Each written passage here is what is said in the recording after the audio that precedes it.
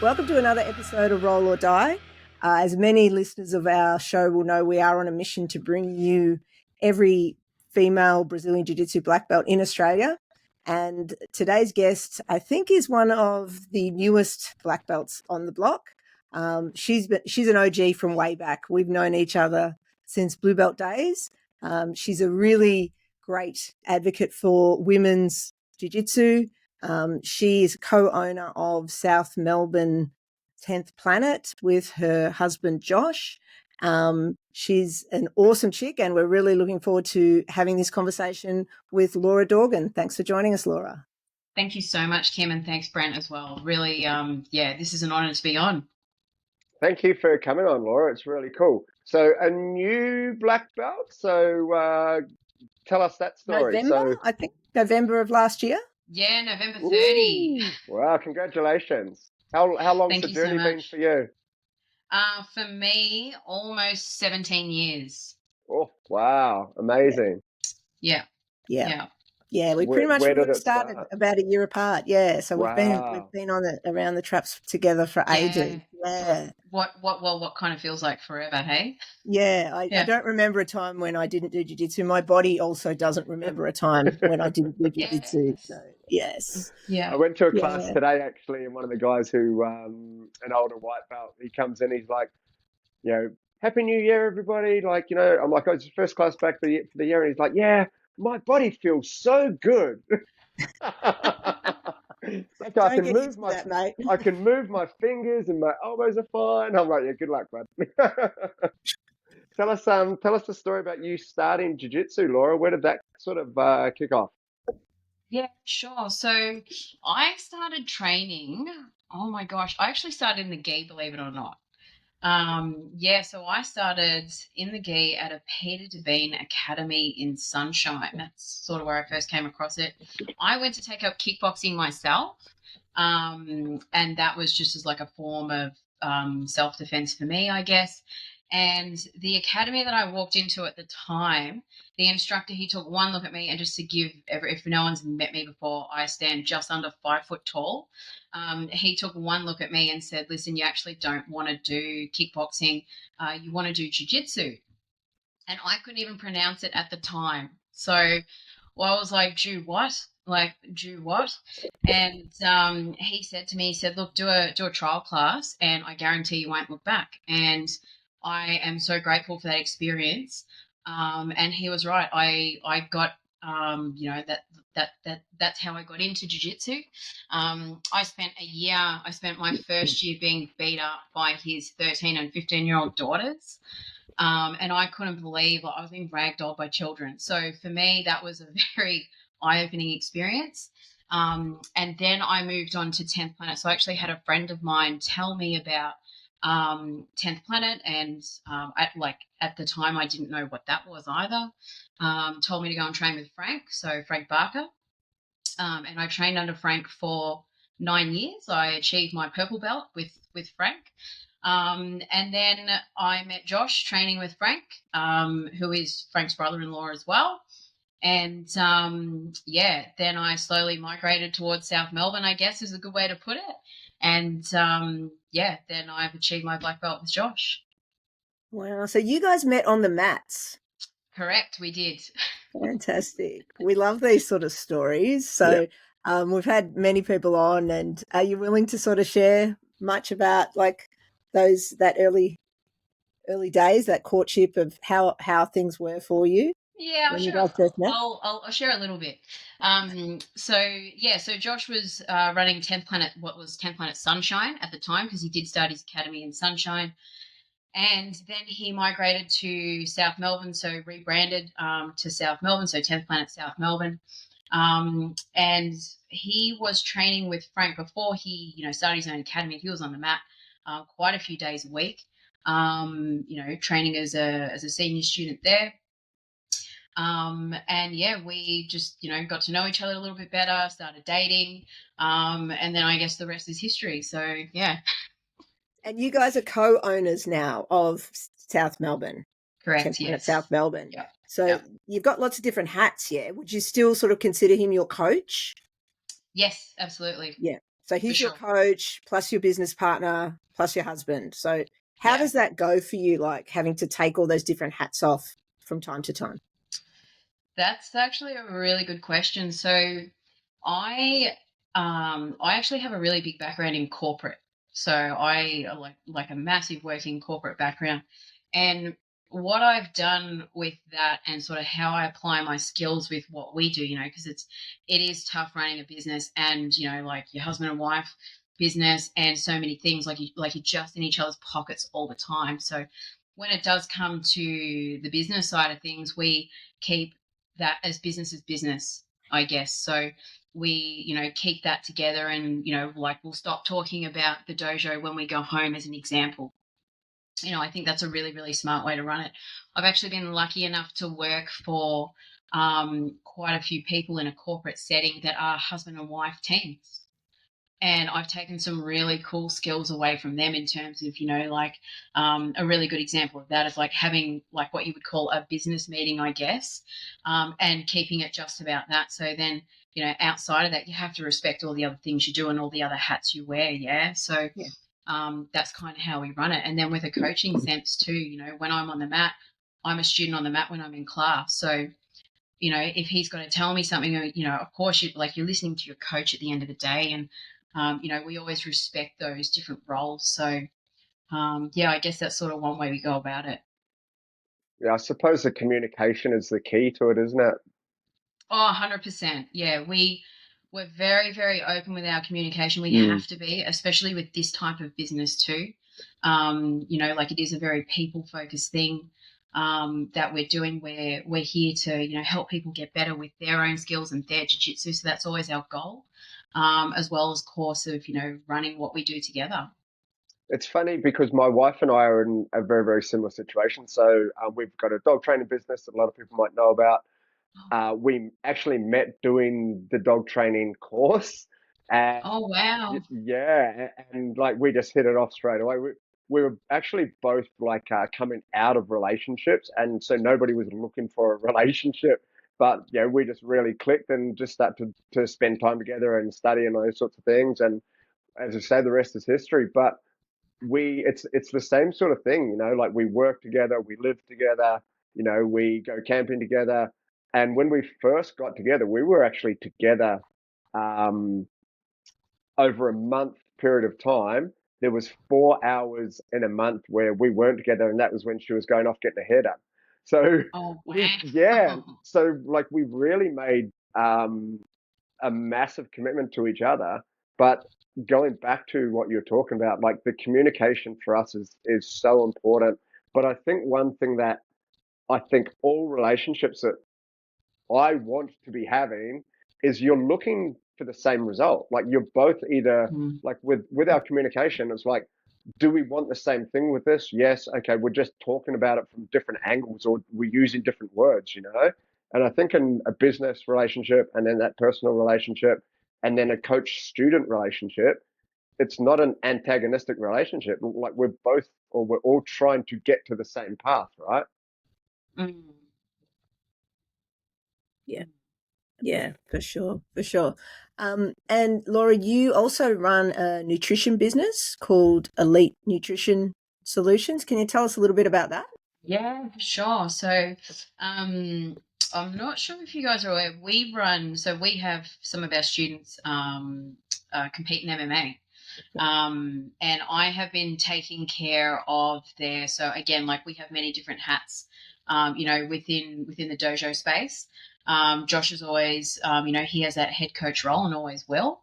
And then so I'll take care of other elements, and one of those elements is the nutrition behind a fight camp as well as their strength and conditioning. So I actually wanted to further my knowledge in it and just add, I guess. And I studied in, what are we in? We're in 2025. So I studied in 2023. I spent the year studying a nutrition certificate. So I got that, and I'm a nationally recognised nutritionist under Nutrition Council Australia, so which is pretty cool. And I've sort of launched a little like side gig, I guess, with what I do. So yeah, that's that one. Wow, that's actually an area that we've had lots of different guests on the podcast, but we haven't really had too many nutrition experts on. Can you give us just a snapshot of the sort of thing that would look like for someone? MMA is, I guess, slightly different, isn't it? Because they weigh in often the day before. So how would it differ for someone that's a jiu-jitsu athlete that might be competing and weighing in, just a few minutes or say half an hour before they compete?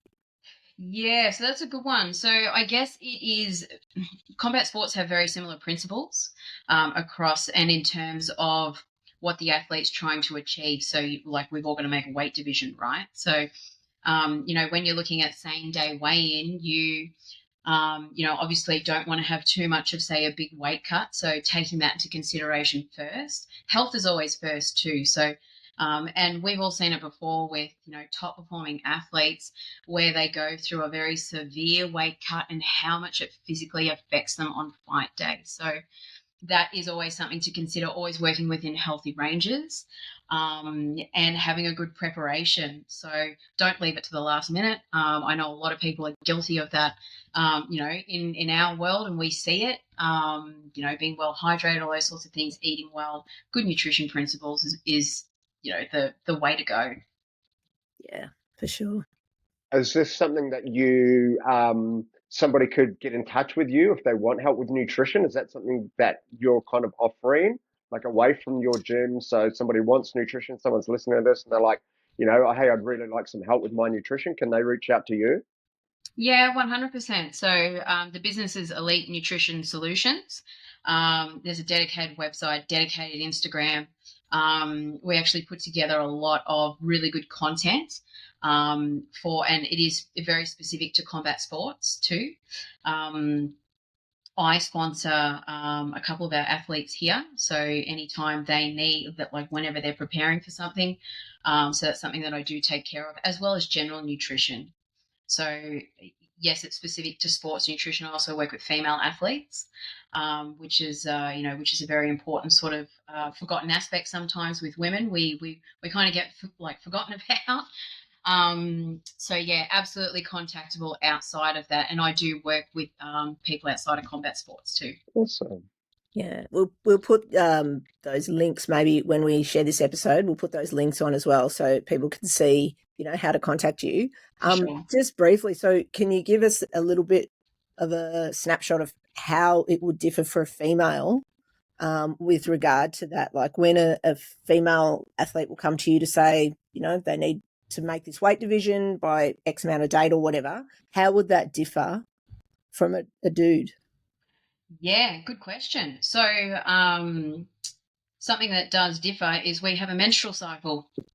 So when I work with female athletes, one thing that you have to consider, and as something to consider in a primary sense, is working around a female's menstrual cycle, because it does affect us and it does affect our performance. It affects, what the outcome might be for weigh-in, all that sort of stuff.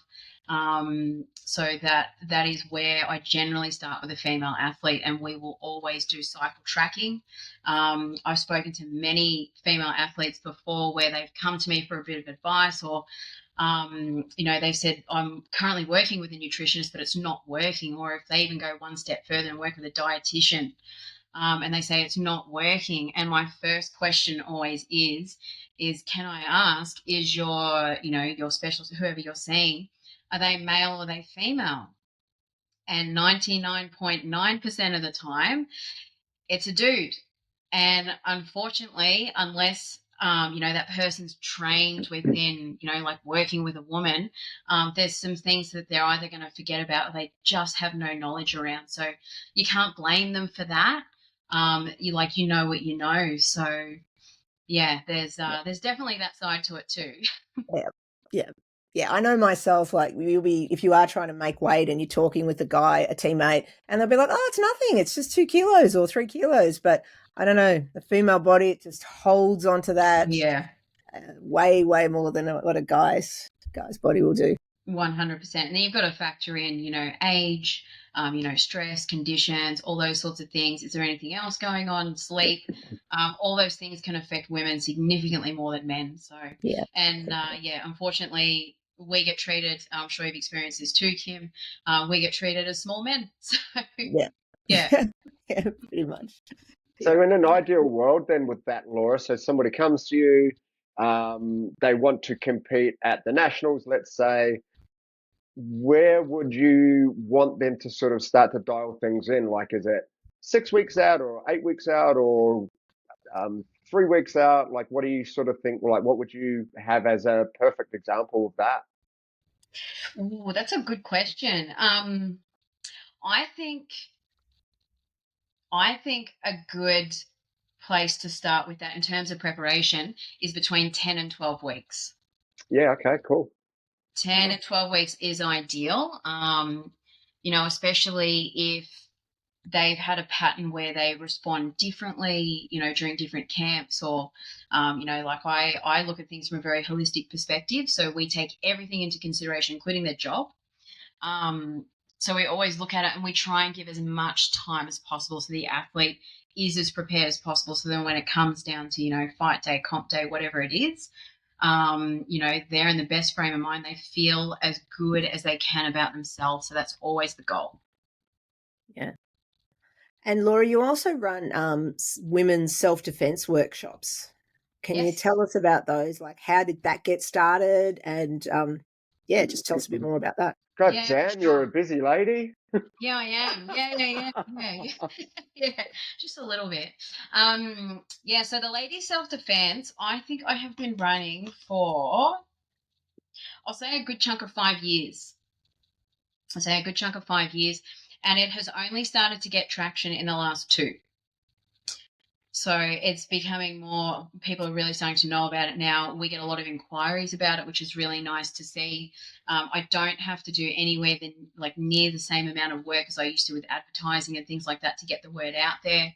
I got started doing that, about 5 years ago. And the idea being to introduce women who have got no training background and may never consider training in their lives, something so that they feel, safe walking around in the streets. So one of the most popular programs that I run is it's called Social Safety and Awareness. So I run like a 2-hour workshop. We do some very basic, grappling, all that sort of thing, because the idea is, maybe they will start training out of it. Whether it's with us or whether it's with someone else, it doesn't really matter. It's just to give them that exposure, but also give them, tips on how to stay safe, out there in the real world. So, and I mean, as we know, even us as martial artists, we're not going to use 90% of what we know how to do. We're going to do everything to keep ourselves safe and avoid that scenario in the first place. So that's really what it hones in on. I have had a lot of girls that are very well trained martial artists do my course and they take something away from it. So, and it's always a, tell your friends kind of messaging, and sort of that's how it's grown, a lot of word of mouth. So people come to you, or do you ever go out and like run these sort of things in like a corporate setting and stuff like that? Or is it pretty much just them coming to you? It is ideal they come here. Or it is, I mean, of course, because we've got the perfect setup for it, right? Anywhere there's a soft floor is ideal. I do corporate gigs. I do them, for workplaces. We do, like those end of year or end of financial year activities when there's a bit more on the budget and they're looking for something different to do as well. I do that sort of stuff. I actually presented at Crown Casino last year, which was probably, I'll be honest, it was the coolest place I've ever taught a rear naked choke in my life. It was held on the 30th floor of one of their beautiful, function rooms. You can see the entire city, wall-to-wall ceiling of glass, sort of thing. Yeah, it was amazing. And we presented to the females in Crown's security division. So there are quite a number of women that a lot of people don't realise that there are women working in Crown security team. A lot of them do a lot of behind the scenes sort of work. And I had the opportunity to present to them, and we taught a very modified version of what does actually happen in the actual 2-hour seminar, just because we're a bit limited on, like the floor's not as ideal to work on. And it was highly informative. Corporate groups love it as something different, which is cool. It's bringing something completely out of their world to them. And I also do in-house events, like if they can come to here, I run them for groups of 8 or more. So it doesn't have to be a huge group. I'm just happy to be able to, deliver the content and the information to someone who'll benefit from it. So that's sort of where we go with that. Do you have a bit of a take up? Do you get a few people who are like, yeah, actually, I really like this. I want to keep going, and then they sign up as members? Do you kind of notice anything like along those lines?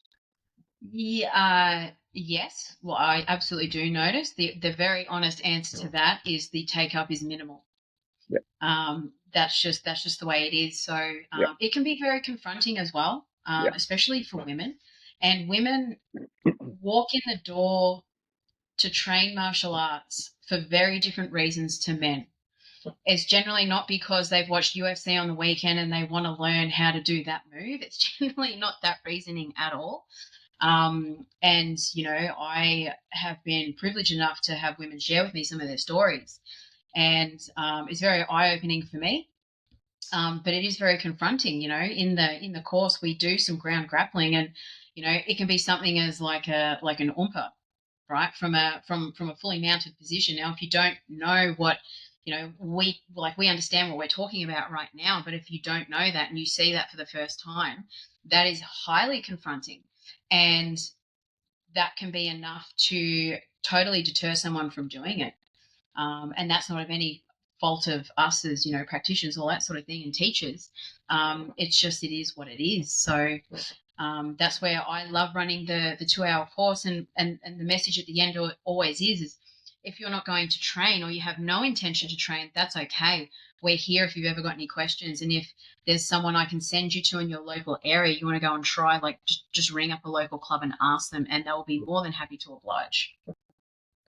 So I was going to ask, is this like a standalone course, like 2 hours, or is it like a series of them? Do you have like a theme and you go, or do you teach like just the 2-hour workshop throughout the year?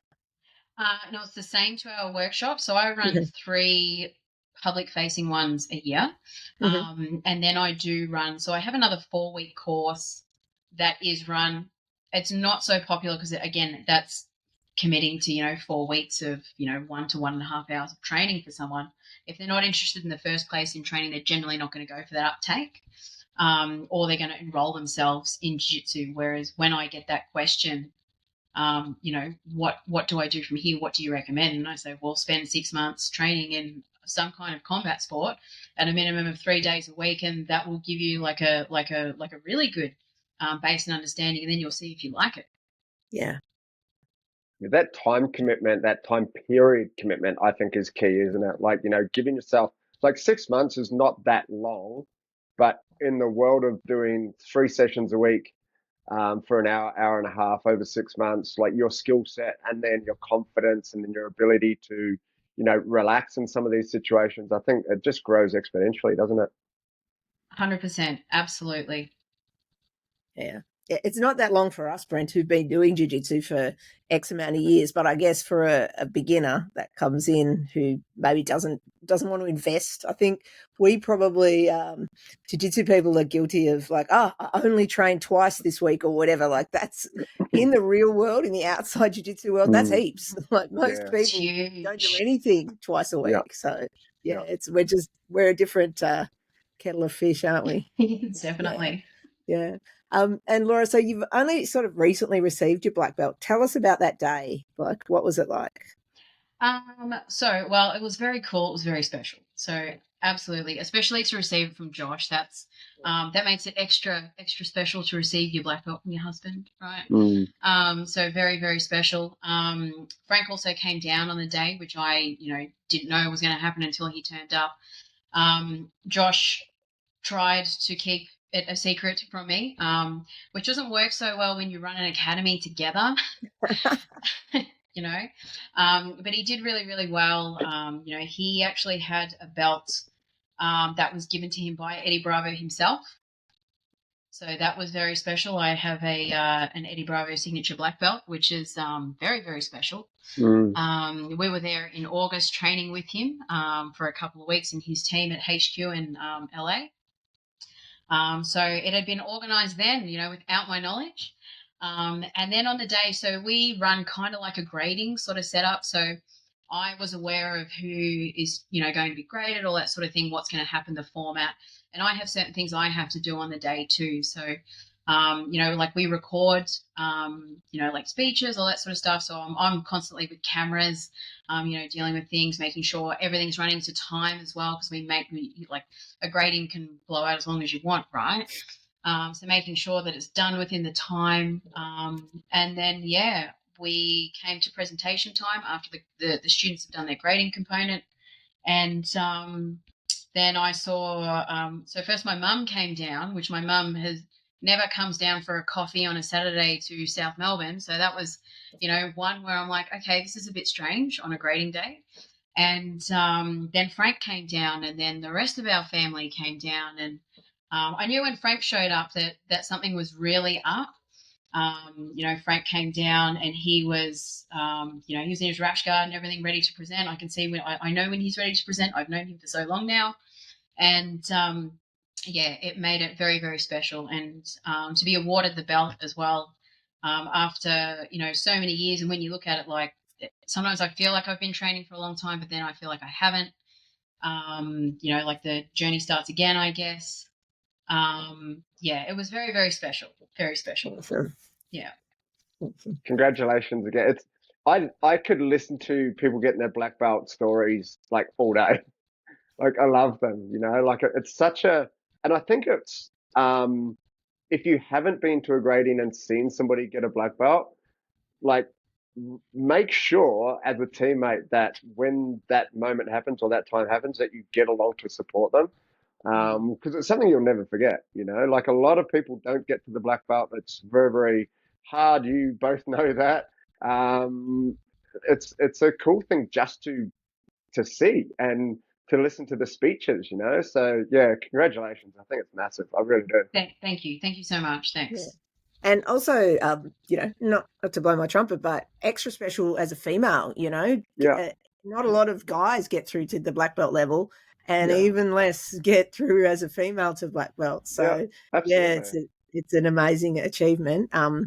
And how, so on that, just tell us a bit about being a smaller female in a combat sport. Like, any tips for any women listening that might not be at our level, who might need some advice on how to weather the storm of, especially, those early days as a smaller person? Yeah, for sure. That's a good one. I guess if I had any advice to give, especially to smaller ladies, is number one, find a coach that you can work with, and someone that you gel with really well. I mean, 9 times out of 10, you're going to have a male coach.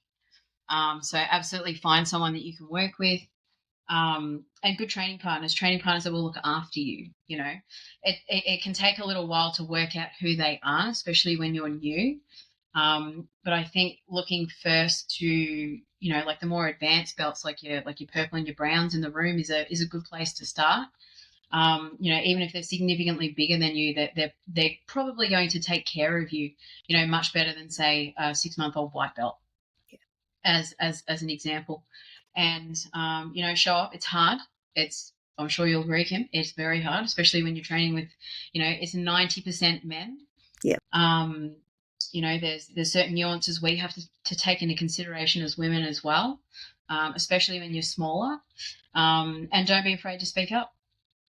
Yeah, that was my question, Laura. Can you give people a bit of a rundown on how you would say no or decline a role if you're a little bit unsure or something? Like, have you got sort of like a go-to sentence or anything that you'd use? Like, how does a smaller female say no to somebody who's a big, tradie who's like, hey, should we roll? Like, let's do that.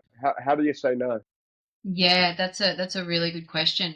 I guess the best way for that is to I pretty much speak up as soon as you feel something's off, And if you're having, I actually heard Adele Fornerino say this. If you're, and she's a very small woman, she's world class, world champion competitor, and she sort of put it in a really good frame. And I took a lot away from this too. When she said it was, if I'm having a light day, communicate that. If I'm having a day where I'm feeling, I just want to drill, I just want to flow roll, then say that. Like saying that immediately can change the whole roll for you, and more in terms of your safety. Now, if you're mid roll and you have got, someone that's going too hard, and it's just you're not learning anything, they're not learning anything. No one gets anything out of that kind of roll anyway. They might feel a bit better about themselves, getting a tap on someone, like whatever their deal is, however they want to feel. For me, I've had a lot of those experiences. I think I'm, wise enough now where I won't roll with someone under a certain, like their own rolling experience, like their own mat time. Like I almost refuse to roll with brand new white belt men, and that's no offense. That's just me protecting myself, and my longevity in what we do. But for me, one of them is either saying tap or stop during the roll, and stop is different to tap, and that communicates something different. And then saying, hey, listen, you actually can't roll with me like that. Like this doesn't work. So you can either learn from that, or we just don't roll again. It's that simple. So, and unfortunately, I think a lot of women, they'll have an experience like that, not know how to handle or not know what to do, and then that's what makes them leave. Yeah. So, and tell your coach. Definitely tell your coach, because that could be a problem not just for you, but that could be a problem for other people on the mat as well. Yeah. Yeah. And I'll just add to that too. Sometimes you don't even need to even start the roll if you don't feel comfortable. Sometimes, to be honest, I might even kind of half fake a bit of an injury and say, hey, yeah, sorry, I'm just going to stick to people under 70 kilos today, if that's okay with you. Maybe next time, or something like that. I try and be diplomatic with it. Or, hey, I'm just sticking to the upper belts today, if that's okay. So I'm only rolling, purple and aboves or whatever. And also, for any women listening out there, it isn't something that you need to do only as you do get yourself to those upper belts. Don't feel afraid to speak up as a white belt female. Sometimes I know white belt females say, oh, no, I can't knock back a roll because, I'm only a white belt. I don't think that's the case at all. That's my thoughts.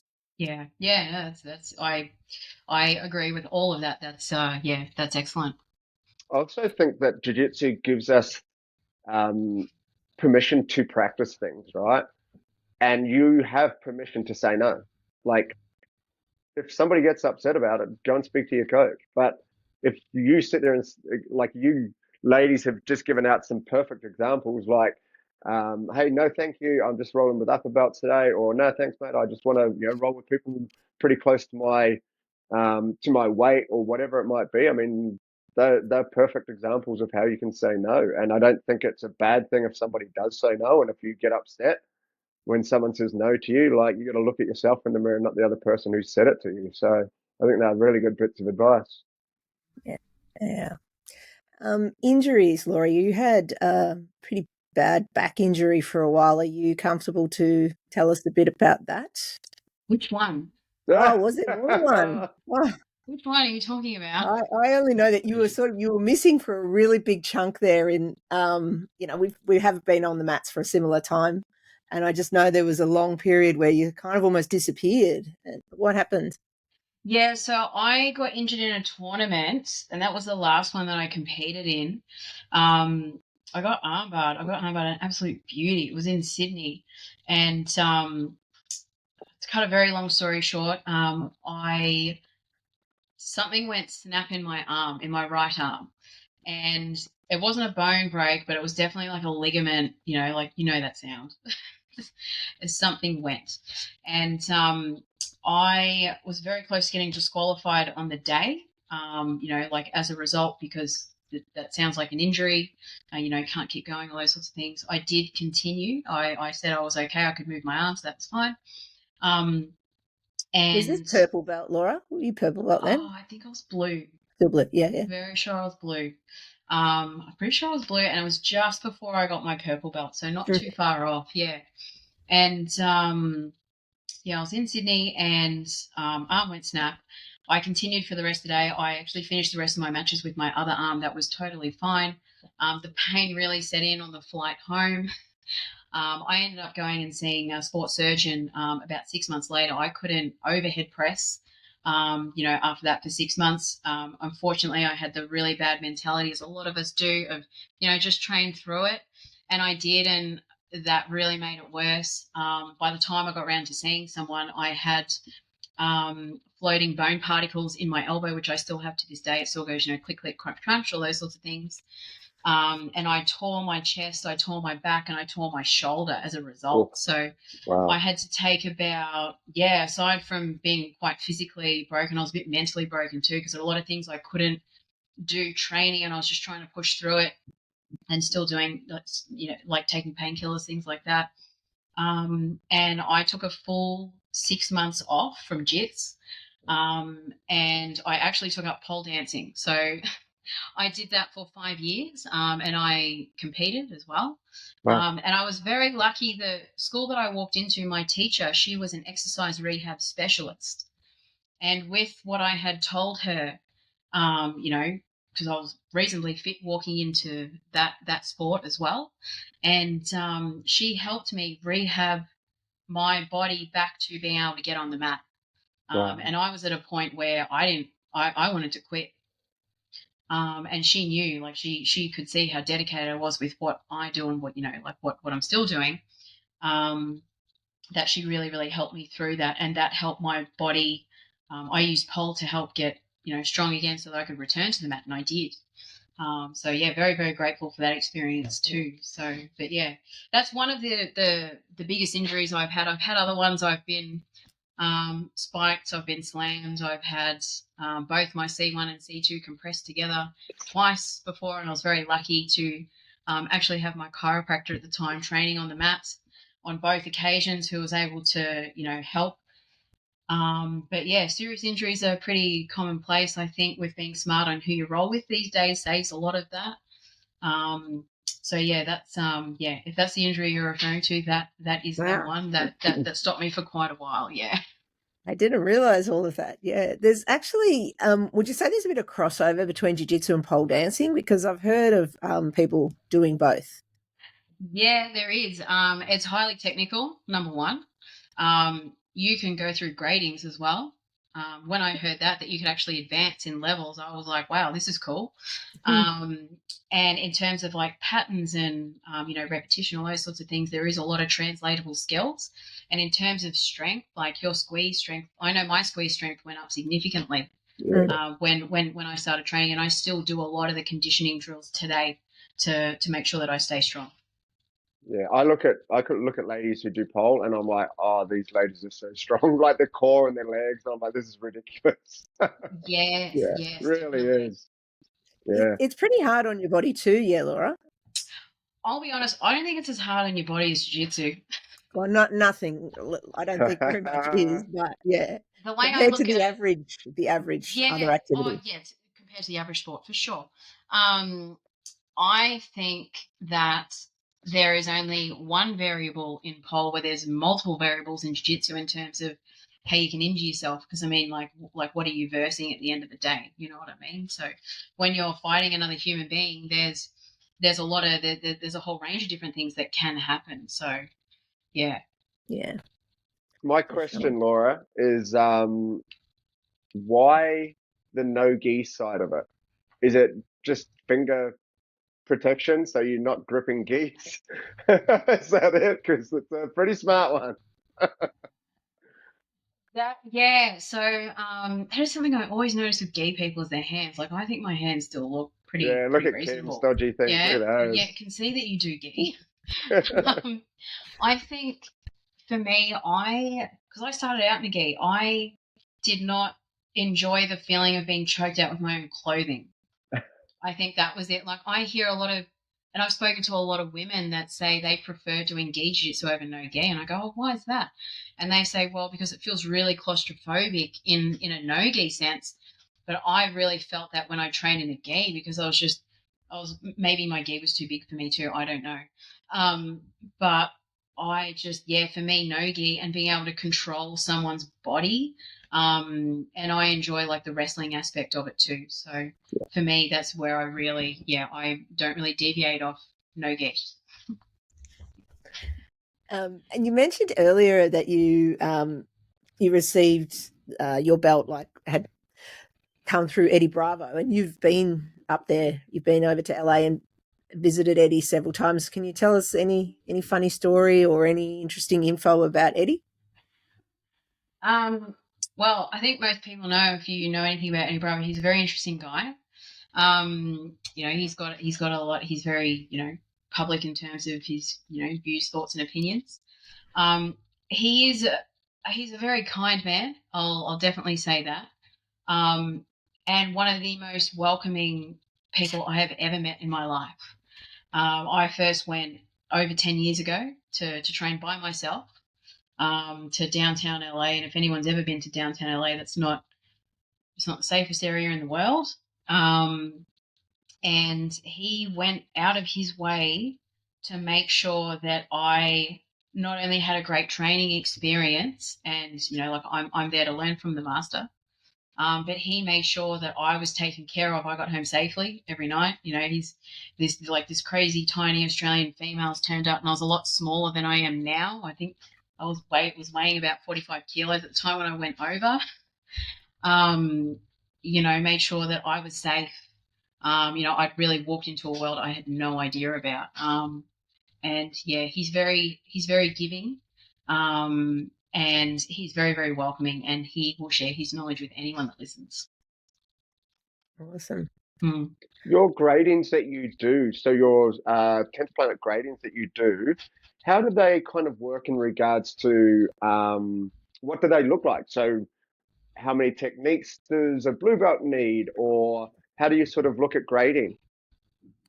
Yeah, that's a good question. It's something we only started recently doing. It's not typical to hear a 10th Planet Academy doing a grading. Kind of the way it works is when the head coach feels as though you're ready for your belt, then you're awarded your belt. So Josh already has a pretty good idea on who's going to get the belt, at their rank. The idea of the grading is kind of like a little bit of extra icing on a cake, right? Is not to see how bad do you want it sort of thing, but just to see a little bit of pressure that you can put up with. So we have, if you guys know anything about like the 10th Planet system, we kind of have like a structure with, they're called warm-ups, like warm-up flows that are done based on themes. So it'll be like open guard, standing passes, things like that, grampies, right? And Josh will pick out what he wants to see done on the day. Like performed, and you're performing under pressure. We invite friends, family, anyone can come along and watch the grading. And then us, the instructors, will perform. So we'll do like a demonstration of that warm up, like what he wants to see, and then it's a flow drill.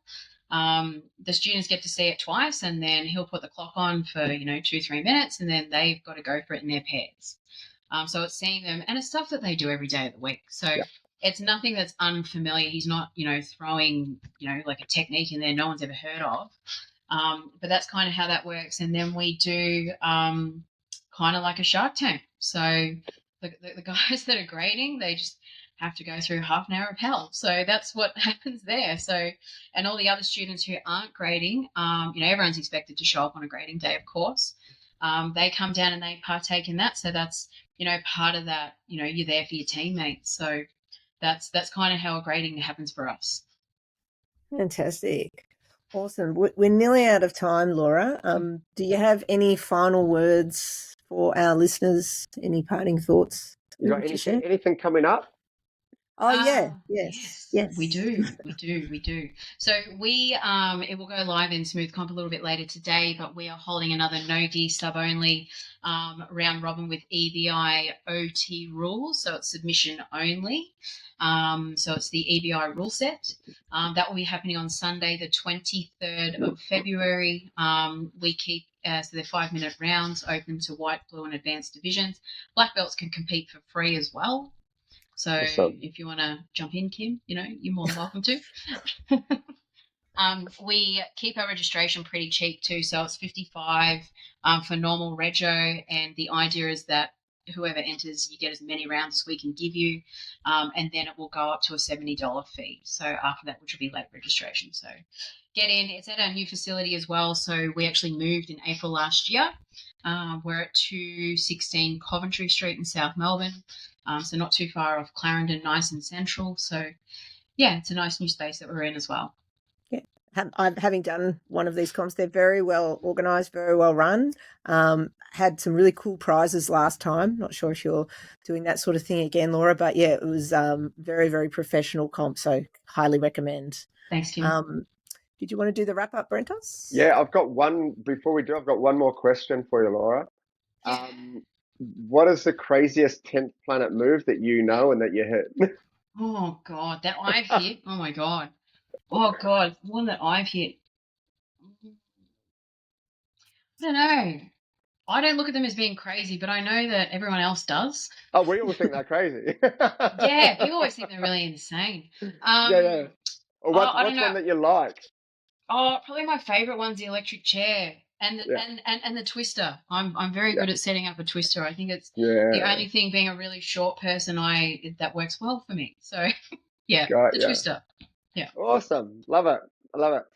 Laura, it has been awesome getting to know you again. Massive congratulations on your black belt. And on behalf of all the men in the jiu-jitsu community, thanks for everything that you're doing with the female side of jiu-jitsu. As a man, we can all learn so much from ladies like you and Kim. So I really appreciate it. I really do. I appreciate the roles that I have with the girls at the club. And then the advice that you guys are giving in regards to how to roll and keeping yourself safe, which teaches us to chill out a lot more as well. So I think those sorts of things are super important, Laura. So I really appreciate it. But that's it for another episode of Roll or Die, guys. Thank you for all the support that keeps coming in. Thank you for sharing our podcast. The more you do it, the cool guests we keep getting on. So someone like Laura, who obviously has a pretty good fan base down at 10th Planet South Melbourne now, so I'm sure all of your team will be listening to this. Thank you for everything. That's it. We'll leave it there. We'll leave it there. If you want to buy a t-shirt, just hit us up. Yeah. We still have t-shirts such as the one Brent is wearing today. And then the other thing we've got is our athletic body care soap. So there is a link down in the bio somewhere if you'd like it. I am currently using the activated charcoal one. I love it because it's black and it sits in my shower and it feels really nice on the body. It's actually a really nice soap. So check that out. And nobody wants that stuff. Get those skin infections away from us, please. So get rid of that shit. This is it. Yeah, check it out. It's awesome. There is a Yuki app, Y-U-K-I. It's a Yuki app, and have it on your phone, and it scans food and tells you whether it's poor, good, excellent. But it also does like skincare, healthcare products. So this actually scans. This Athlete Body Care is in the high 90s. Dove soap, I think, is like 0. So check it out. The Yuki app's really good. If Yuki want to come and sponsor us, that'll be amazing too. But check out the Yuki app. As a nutritionalist, Laura, it'll be pretty interesting for you to jump on. Check this one out for sure. Yeah, it's really good. It's really good. So Y-U-K-I, Yuki, Athletic Body Care soap. That's it. Peace out. We love you guys. See you soon. Thank you.